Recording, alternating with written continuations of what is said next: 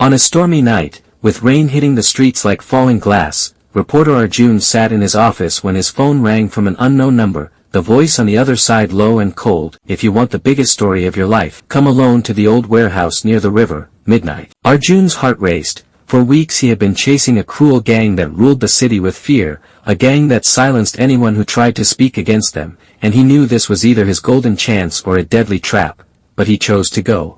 At midnight, the warehouse stood silent, its broken windows rattling in the wind, and as he stepped inside, suddenly bright lights flashed on and he froze. 10 masked men stood in front of him, armed with knives and guns, their eyes burning with cruelty. The leader, tall and scarred, stepped forward laughing, saying, "You thought you were hunting us, reporter. Tonight, you are the story." 2 men grabbed him, smashed his camera, tore his notes, and pushed him to the ground, while the leader pressed a sharp knife to his throat and whispered, "Your blood will be tomorrow's headline." Fear shot through him, but Arjun was no ordinary journalist. Once an army cadet, his training awoke inside him, and in a sudden move he twisted free, slammed an attacker into the wall, grabbed his gun, and fired.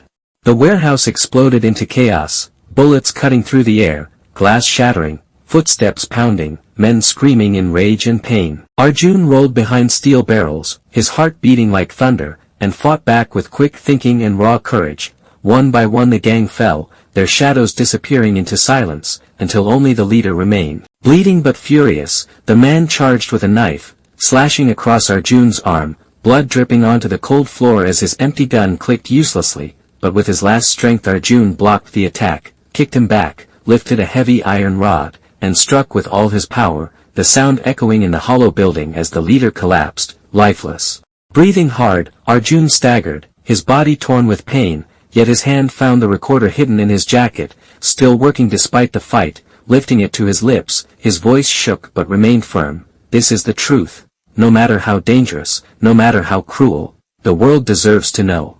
And with that, he walked out into the rain, leaving behind a warehouse full of bodies, but carrying with him a story that would shake the city and expose the shadows forever.